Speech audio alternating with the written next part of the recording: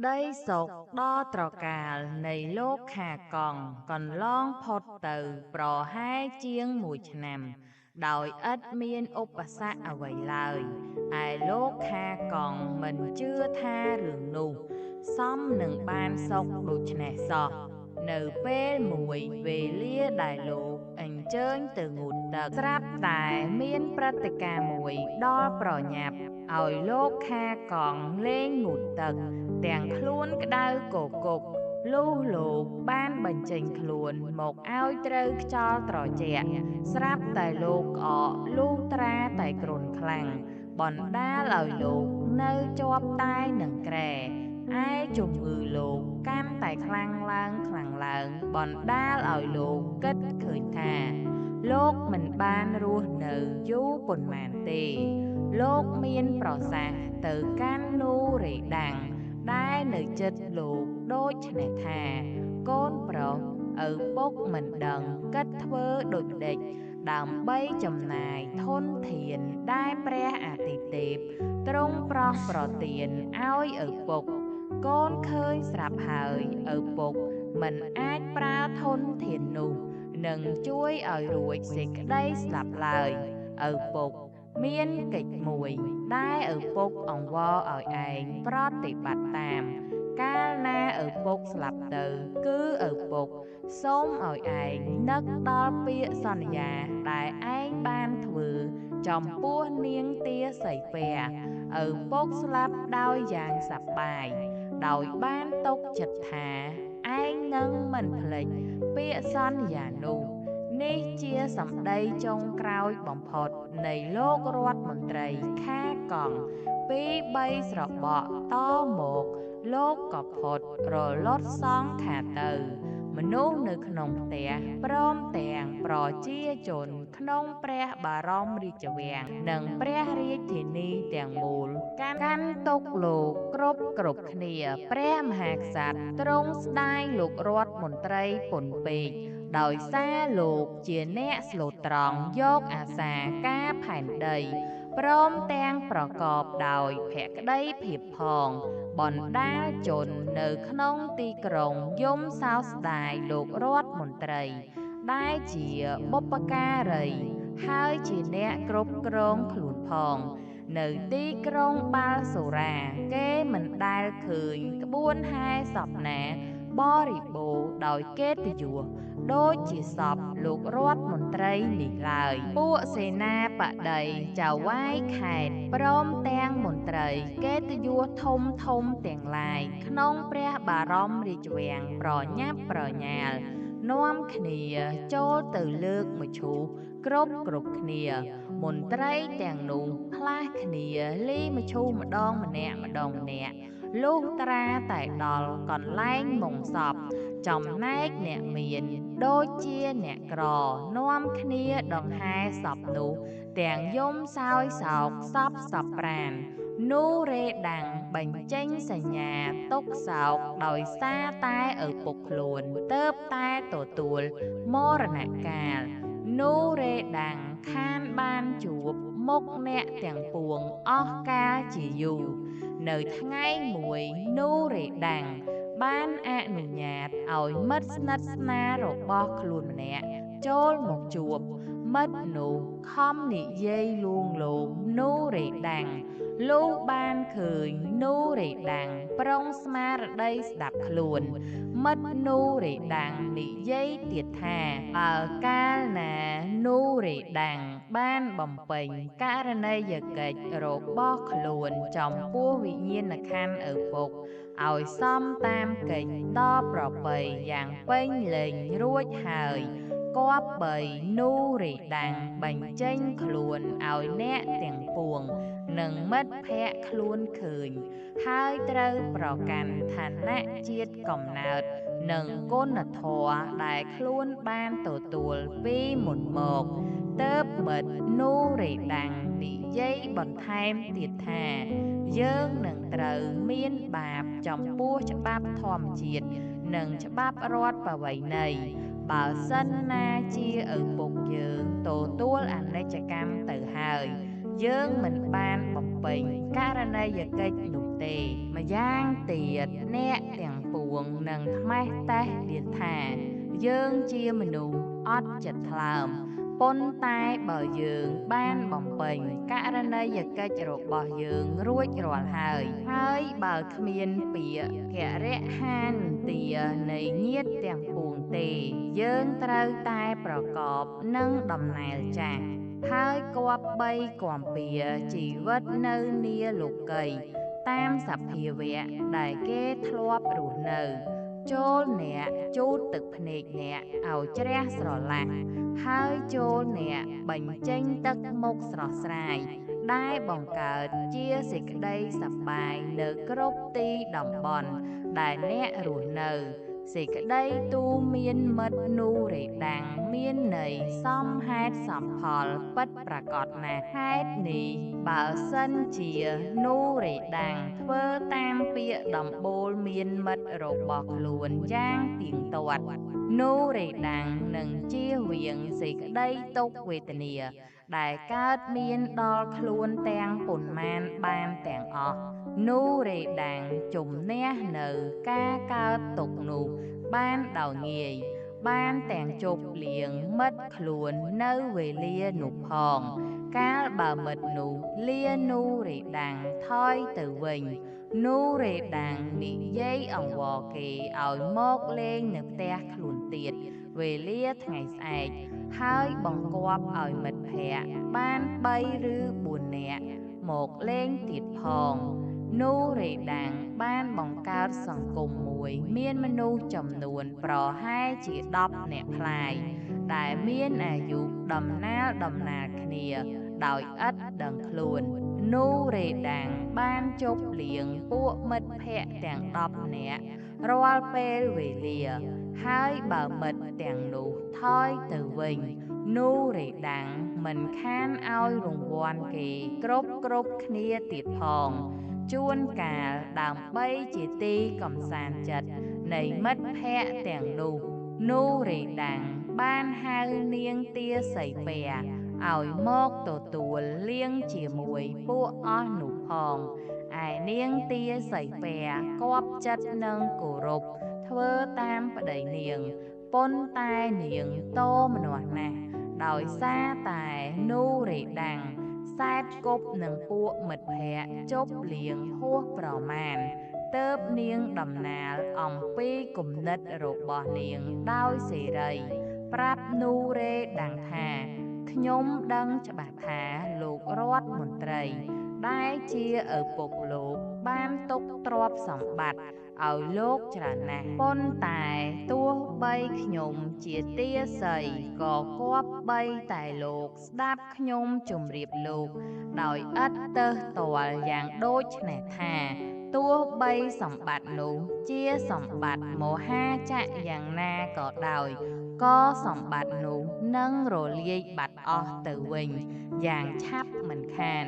បើសិនជាលោកនៅតែមានគំនិតគាំពៀជីវិតលោកដោយសារតែការជប់លៀងមិត្តភក្តិរៀងរាល់ថ្ងៃយ៉ាងដូចនេះគេអាចជប់លៀងកំសាន្តជាមួយមិត្តភក្តិនៅពេលយូរម្ដងប៉ុណ្ណោះបានហើយឯការជប់លៀងជាទម្លាប់រាល់ទិវាដូចនេះគឺជាផ្លូវធំដែលនាំឲ្យទៅរកសេចក្តីទុរភិក្សដើម្បីចារប្រយោជន៍ដល់កិត្តិយសនិងកិត្តិនាមនៃលោកគប្បីត្រាប់ត្រង់នៅស្នាមដំណែលនៃសពឪពុកលោកសូមលោកខំប្រតិបត្តិនៅចរិយាដែលនាំលោកឲ្យបានទៅកាន់តំណែងដូចឪពុកលោកពីព្រោះតំណែងនោះហើយដែលចំរើនជោគជ័យដល់លោកជាអនេកបការឯនូរេដាំងសើចបណ្ដើរស្ដាប់នាងទាសីពែនិយាយបណ្ដើរកាលបើនាងទាសីនិយាយរួចហើយនូរេដាំងសើចបណ្ដើរឆ្លើយបណ្ដើរថាអូនស្រីចូលយើងស្លេះបញ្ចប់វាចានេះត្រឹមប៉ុណ្ណេះចោះ ចូលយើងសន្ទនាការដែលធ្វើឲ្យយើងសប្បាយចិត្តសពឪពុកខ្ញុំបានដឹងនៅប្រវត្តិសាវតាជាដរាបរួចមកហើយនៅពេលនេះខ្ញុំត្រូវតែសប្បាយតាមអំពើចិត្តខ្ញុំពីព្រោះកាលពីលោកឪពុកខ្ញុំមិនទាន់ស្លាប់ខ្ញុំធុញថប់យ៉ាងក្រៃលែងដោយសារតែខ្ញុំមិនដែលបានធ្វើអ្វីដោយសេរីសោះនៅមានឱកាសល្អនឹងអាចនាំឲ្យខ្ញុំបន្ថយនៅជីវភាពយ៉ាងទៀងទាត់ដូច្នេះដូចនាងបានពរនារួចមកហើយមិនខានធម្មតាបុរសអាយុប៉ុនខ្ញុំនេះត្រូវតែបណ្ដោយខ្លួនឲ្យទៅតាមទំនឹងចិត្តដើម្បីក្រេបយកនៅរសនៃការសម្រើបចិត្តនិងត្រេកត្រអាលក្នុងតរុណវ័យហេតុដែលធ្វើឲ្យកិច្ចការរបស់នូរេដាំងធ្លាក់ទៅក្នុងការឥតសណ្ដាប់ធ្នាប់កាន់តែខ្លាំងឡើងគឺនូរេដាំងមិនចង់យកពាក្យនាយសន្តាគារសោះកាលបើនាយសន្តាគារបានចូលទៅជួបនឹងនូរេដាំងព្រមទាំងកាន់សៀវភៅយកទៅផងនូរេដាំងបណ្ដេញនាយសន្តាគារឲ្យត្រឡប់ថយចេញទៅវិញទាំងនិយាយថាទៅអញទុកចិត្តឯងហើយតែត្រូវឲ្យឯងប្រុងប្រយ័ត្នគ្រាន់តែធ្វើឲ្យអញស៊ីឆ្ងាញ់បានហើយនាយសន្តាគារឆ្លើយតបនូរេដាំងវិញថាលោកជាចៅហ្វាយខ្ញុំដូច្នេះគប្បីលោកអនុញ្ញាតឲ្យខ្ញុំរំលឹកជម្រាបលោកពីសុភាសិតដូចនេះថាអ្នកមានចាយប្រាក់ឥតសណ្ដាប់ធ្នាប់និងក្រែងក្រឡាប់ក្រសំទៀនឱរាខ្លោចផ្សាផ្ទៃស្រេកឃ្លានវិលចាកអ្នកមានក្រឡាប់ក្រទើបនាយសន្តាគារនិយាយតទៅទៀតថាបើគ្រាន់តែចំណាយប្រាក់ច្រើនគ្រាន់តែទិញម្ហូបអាហារបរិភោគប៉ុណ្ណោះលោកមិនទាន់អស់ចិត្តលោកខំចំណាយប្រាក់ទាំងដៃឲ្យគេរាល់គ្នាទៀតលោកទុកជាសម្បត្តិលោកក៏ជាគំនរខ្ពស់ជាងភ្នំក៏លោកយកទៅចំណាយបែបនេះមិនគ្រាន់ផងនូរេដាំងឆ្លើយថាចូលឯងទៅអញមិនត្រូវការស្ដាប់ពាក្យព្រានប្រដៅឯងទេគិតតែធ្វើម្ហូបអាហារឲ្យអញហើយគុំចាំបាច់ព្រួយគិតនឹងកិច្ចការឯទៀតឡើយឯពួកមិត្តភក្តិនូរេដាំងមកទទួលជប់លៀងជាមួយនូរេដាំងជាទៀងទាត់មិនដែលខានឆ្លៀតឱកាសនឹងបញ្ជោពោលសរសើរនូរេដាំងឡើយរួចគេសម្ដែងអាការៈផ្សេងដើម្បីរកប្រយោជន៍ផ្ទាល់ខ្លួនថែមទៀតពួកមិត្តទាំងនោះមិនភ្លេចសរសើរពីវត្ថុដែលនូរេដាំងមានទាំងប៉ុន្មានហើយនឹងយកប្រយោជន៍ក្នុងការសរសើរនោះមិត្តបាននិយាយទៅកាន់នូរេដាំងដូចនេះថាលោកពីថ្ងៃមុនខ្ញុំបានដើរកាត់ភូមិលោកដែលនៅកន្លែងមួយនោះគ្មានភូមិឯណាល្អដូចភូមិនោះទេឯផ្ទះទៀតសោតក៏មានគ្រឿងតុបទូសម្រាប់តុបតែងយ៉ាងល្អក្រៃលែងមានសួនច្បារមួយអមផ្ទះនោះមើលទៅល្អហាក់ដូចជាឋានសួគ៌ដែលជាទីរមណីយដ្ឋាននូរេដាំងឆ្លើយថាខ្ញុំត្រេកអរណាស់បើសិនជាអ្នកគាប់ចិត្តនឹងផ្ទះនោះរួចនូរេដាំងប្រើបាវម្នាក់យកដងប៉ាកានិងក្រដាសមួយសន្លឹកមកឲ្យខ្លួនហើយនិយាយទៅកាន់មិត្តម្នាក់នោះតទៅទៀតថាអ្នកកុំបាច់ពោលសរសើរផ្ទះនោះឲ្យខ្ញុំឮទៀតផ្ទះនោះសម្រាប់អ្នកហើយខ្ញុំនឹងជូនអ្នកដោយដាច់ខាតចំណែកមិត្តឯទៀត អួតពីផ្ទះពីកន្លែងសម្រាប់ងូតទឹកនិងគេហដ្ឋានសម្រាប់ទុកឲ្យពួកជនបរទេសជ្រកកោន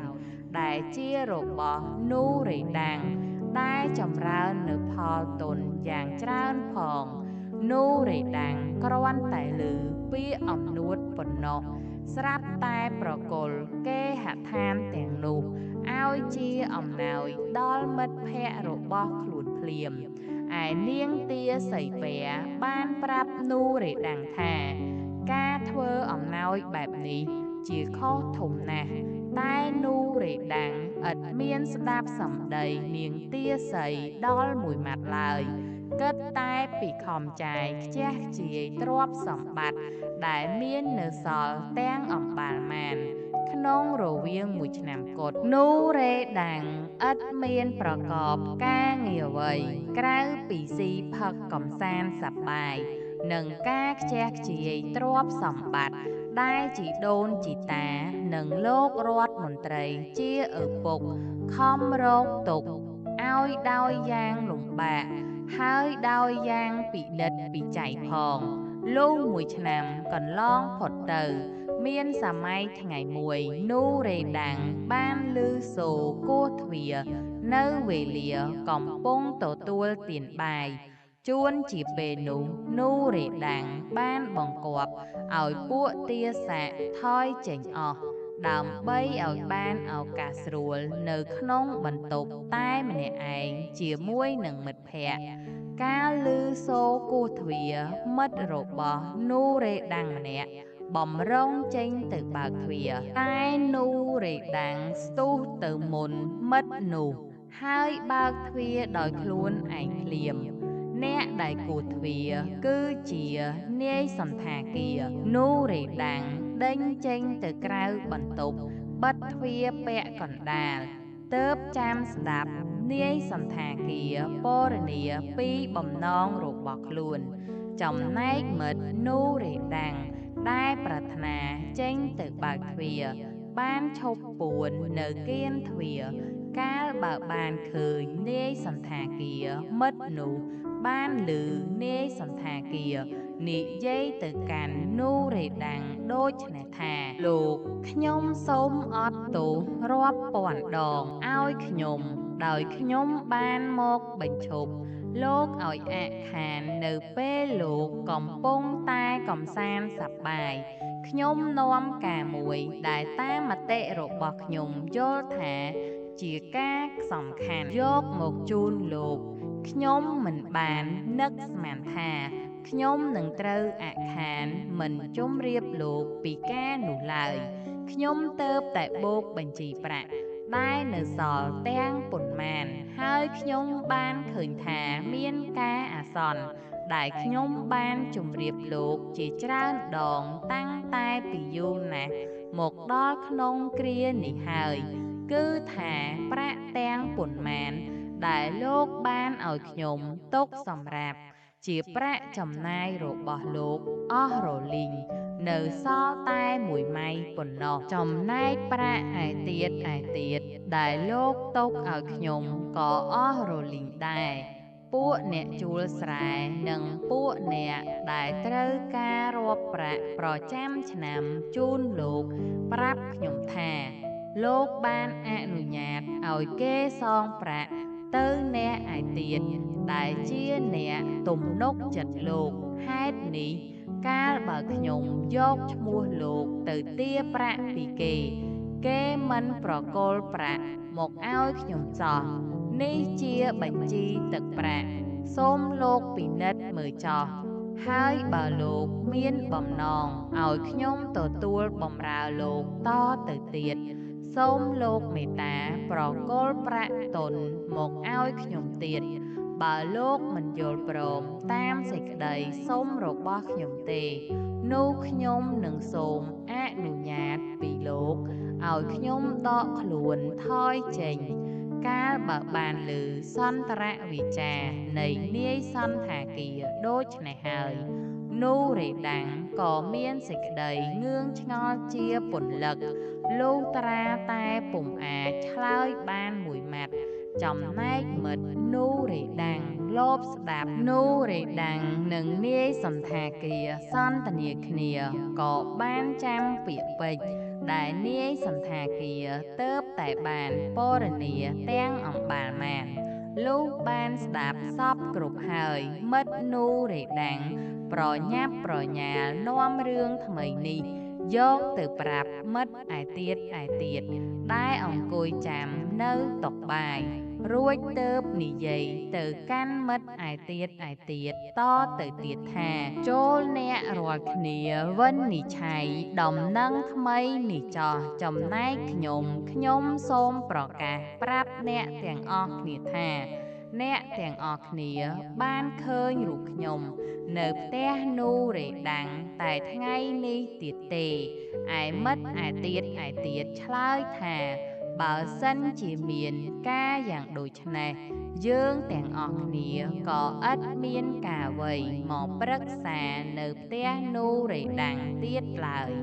គុំថាតែអ្នកប៉ងលេងបង្ហាញខ្លួនឲ្យនូរេដាំងឃើញឯយើងទាំងអស់គ្នាក៏នឹងខានឃើញមុខនូរេដាំងតទៅទៀតដែរនៅពេលនោះនូរេដាំងត្រឡប់ចូលមកវិញនូរេដាំងខំបញ្ចេញទឹកមុខស្រស់ស្រាយធ្វើឲ្យពួកភ្ញៀវទាំងអស់កំសាន្តសប្បាយដូចធម្មតាទោះបីនូរេដាំងខំលាក់លៀមការសម្ងាត់របស់ខ្លួនយ៉ាងណាក៏ដោយក៏មិត្តឯទៀតយល់ច្បាស់ថាដំណឹងដែលខ្លួនទើបតែដឹងថ្មីជាដំណឹងពិតប្រាកដមែននូរេដាំងត្រឡប់ចូលទៅអង្គុយកន្លែងខ្លួនវិញសឹងតែមិនសុខផងស្រាប់តែមិត្តនូរេដាំងម្នាក់ក្រោកពីកន្លែងខ្លួនឡើងនិយាយទៅកាន់នូរេដាំងថាលោកខ្ញុំខឹងនឹងខ្លួនខ្ញុំណាស់ដោយសារតែខ្ញុំមិនបាននៅកំដរលោកបានយូរខ្ញុំសូមអង្វរលោកអនុញ្ញាតឲ្យខ្ញុំលាលោកត្រឡប់ទៅផ្ទះខ្ញុំវិញដោយយ៉ាងស្រួលនូរេដាំងឆ្លើយថាការអ្វីដែលបង្ខំលោកឲ្យចាកចោលខ្ញុំយ៉ាងឆាប់ដូចនេះមិត្តនូរេដាំងឆ្លើយតបវិញថាប្រពន្ធខ្ញុំឆ្លងទន្លេនៅថ្ងៃនេះលោកជ្រាបស្រាប់ហើយថាធម្មតាស្វាមីត្រូវតែនៅណែបណិតនឹងភរិយាក្នុងគ្រាមានធុរៈដូច្នេះមិត្តនូរេដាំងអោនគំនាបនូរេដាំងលាចេញទៅភ្លាមមួយស្របក់ក្រោយមកស្រាប់តែមិត្តម្នាក់ទៀតក្រោកឡើងលានូរេដាំងថយទៅវិញដោយឆ្លើយដោះស្រាយតាមឧបាយផ្សេងទៀតឯមិត្តឯទៀតក៏ធ្វើតម្រាប់តាមអ្នកមុនដូចគ្នាបណ្ដាលមិត្តទាំង10នាក់នោះសូម្បីតែមិត្តម្នាក់ដែលចំណិតនឹងនូរេដាំងជាងគេក៏មិននៅផងឯនូរេដាំងឥតមានសង្ស័យថាហេតុដូចម្ដេចបានជាមិត្តទាំងនោះផ្ដាច់ញាលែងមកជួបនឹងខ្លួនទៀតនូរេដាំងក៏ត្រឡប់ចូលទៅក្នុងបន្ទប់នាងទាសីពែនិយាយសន្ទនានឹងនាងទាសីពែពីរឿងដែលនាយសន្តាគារបានប្រកាសប្រាប់ខ្លួនហើយនូរេដាំងបានពោលសន្មតប្រាប់នាងថាខ្លួនមានសេចក្តីស្ដាយយ៉ាងខ្លាំងដោយសារតែខ្លួនប្រព្រឹត្តអំពើបែបនេះឯនាងទាសីពែឆ្លើយថាលោកសូមលោកអនុញ្ញាតឲ្យខ្ញុំជម្រាបលោកថាឧបសគ្គនេះកើតឡើងដោយសារតែលោកប្រព្រឹត្តតាមមនោសញ្ចេតនារបស់លោកហើយឥឡូវនេះឃើញទេផលដែលផ្ដល់ឲ្យលោកខ្ញុំឥតមានភ័ន្តច្រឡំសោះកាលពីលើកមុនដែលខ្ញុំបានជម្រាបលោកថាការវិនាសទ្រព្យសម្បត្តិដែលលោកត្រូវតែរងចាំនឹងកើតមានដល់លោកមិនខានកិច្ចដែលធ្វើឲ្យខ្ញុំលំបាកចិត្តគឺមកពីលោកមិនគយគន់រំពៃមើលហេតុអពមង្គល កាលណាខ្ញុំបញ្ចេញមតិខ្ញុំជម្រាបលោកមានប្រសាសន៍មកកាន់ខ្ញុំវិញថាយីយើងគិតតែពីសប្បាយគិតតែឆ្លៀតឱកាសផ្សងវាសនាល្អដែលហុចមកឲ្យយើងចុះវាសនានោះនៅតែល្អជាប្រក្តីឬប៉ុន្តែខ្ញុំឥតមានយល់ទាស់នឹងជម្រាបលោកថាយើងបានកើតជាអ្នកមានទ្រព្យសម្បត្តិលុះត្រាតែយើងប្រកបដោយកិរិយាមាយាទប្រពៃលោកមិនព្រមចង់ស្ដាប់ខ្ញុំសោះដូច្នេះបានជាខ្ញុំត្រូវតែបណ្ដោយឲ្យលោកប្រព្រឹត្តតាមទំនើងចិត្តលោកនូរេដាំងឆ្លើយថាសូមអភ័យទោសខ្ញុំទទួលខុសដោយខ្ញុំមិនបានស្ដាប់បង្គាប់ពាក្យនាងដែលមានសារៈប្រយោជន៍យ៉ាងសំខាន់ហើយដែលនាងបានហាមប្រាមខ្ញុំទាំងមានកតេបណ្ឌិតគួរឲ្យកោតសរសើរប៉ុន្តែនាងសង្កេតមើលចុះការបរិភោគទ្រព្យសម្បត្តិខ្ញុំជាមួយនឹងមិត្តខ្ញុំដែលខ្ញុំធ្លាប់ស្គាល់យូរណាស់មកហើយដែលជាវីរៈជនផងពួកមិត្តខ្ញុំនោះជាអ្នកស្លូតត្រង់ជាអ្នកដឹងគុណណាស់ខ្ញុំទុកចិត្តថាពួកមិត្តនោះមិនបោះបង់ចោលខ្ញុំឡើយឯនាងទាសីពែឆ្លើយថាលោកបើលោកគ្មានធនធាននឹងតបស្នងសងគុណមិត្តលោកវិញទេនោះសូមលោកជឿខ្ញុំចុះថាសេចក្តីសង្ឃឹមរបស់លោកនឹងគ្មានលទ្ធផលឡើយបន្តិចទៀតលោកចាំប្រាប់ខ្ញុំពីដំណឹងនៃសេចក្តីសង្ឃឹមលោកចោះនូរេដាំងឆ្លើយតបថាឆោមស្នេហ៍មិត្តខ្ញុំពិសេសជាងមិត្តនាងណាស់បើសិនជានិយាយពីដំណើរធ្វើឲ្យមិត្តខ្ញុំជួយដោះទុក្ខធុរៈខ្ញុំវិញចាប់តាំងពីថ្ងៃស្អែកនេះទៅខ្ញុំនឹងទៅជួបមិត្តខ្ញុំគ្រប់គ្នាមុនពេលដែលគេមកលេងផ្ទះយើងដោយការធម្មតាហើយស្អែកនេះនាងនឹងឃើញខ្ញុំត្រឡប់មកផ្ទះវិញដោយកាន់ទាំងប្រាក់ជាច្រើនមកផងមិនខានប្រាក់នេះហើយដែលមិត្តទាំងអស់គេយកមកជួយសង្គ្រោះខ្ញុំនឹងប្រែកែជីវភាពខ្ញុំហើយខ្ញុំបដិញ្ញាក្នុងចិត្តថាខ្ញុំនឹងយកប្រាក់អំណោយមិត្តខ្ញុំទាំងប៉ុន្មានយកមកគិតធ្វើជំនួញលុះស្អែកឡើងនូរេដាំងមិនខានដើរទៅផ្ទះមិត្តទាំង10នាក់ដែលនៅផ្លូវតែមួយមុនបង្អស់នូរេដាំងបានចូលទៅគោះទ្វារផ្ទះមិត្តរបស់ខ្លួនម្នាក់ដែលមានធនធានជាងគេខណៈនោះមានទាសីម្នាក់ចេញមកបើកទ្វារប៉ុន្តែមុននឹងបើកទ្វារទាសីនោះសួរថានរណាគោះទ្វារនូរេដាំងឆ្លើយថា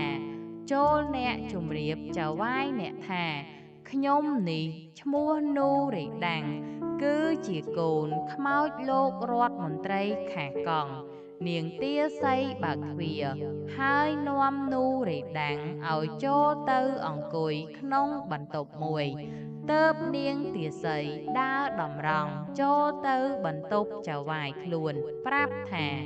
នូរេដាំងចង់ជួបចៅហ្វាយឯចៅហ្វាយនាងទាសីនោះឆ្លើយយ៉ាងខ្លាំងទាំងពេបជ្រាយផងថា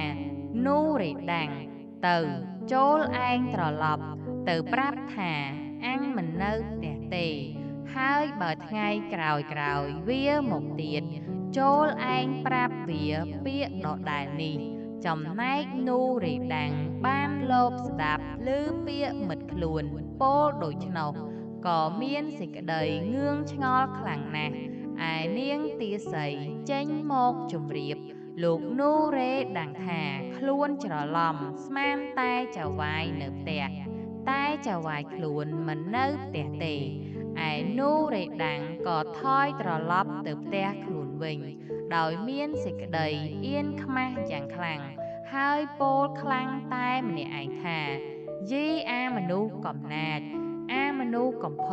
ពេលម្សិលមិញវាបានប្រកាសប្រាប់អញថា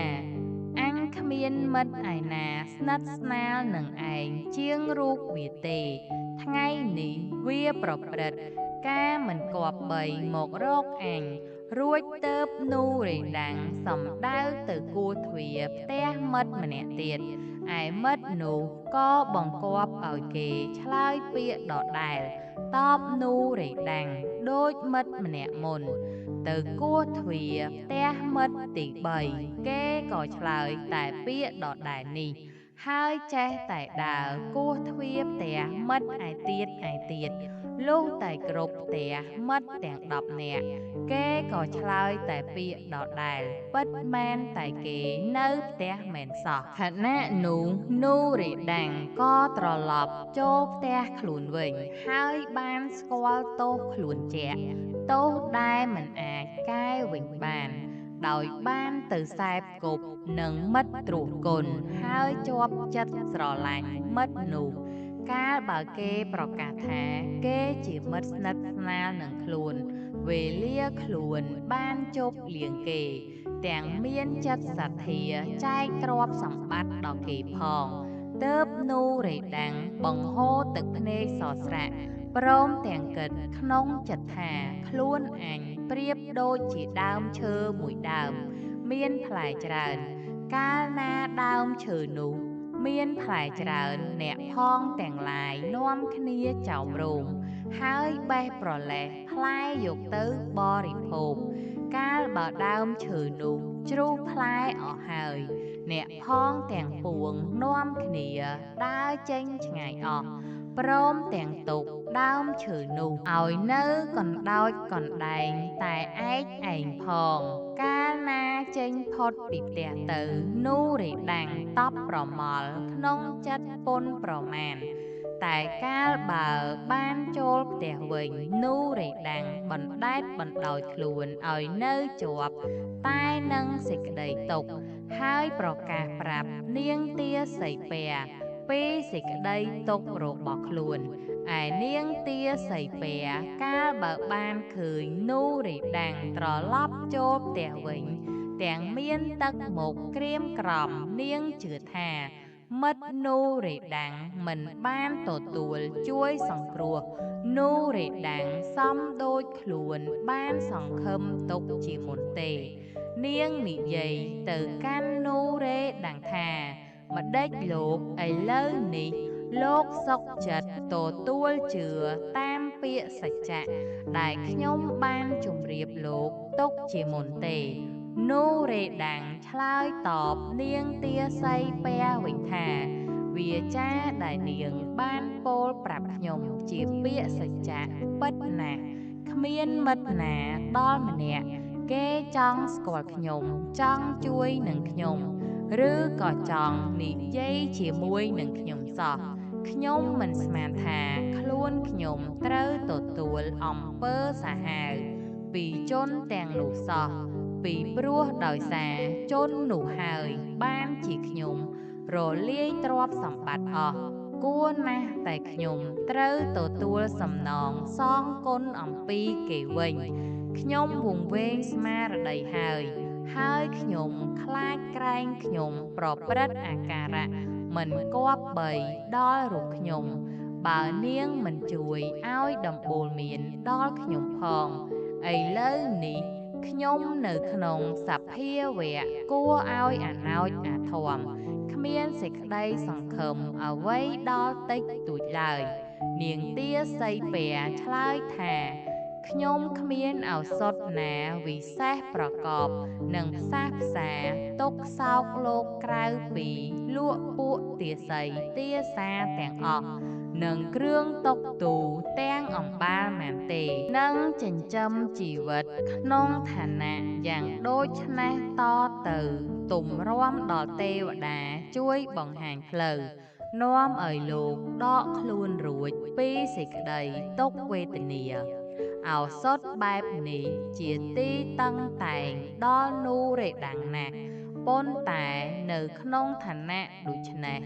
តើនូរេដាំងនឹងធ្វើដូចម្ដេចខ្លះទៅ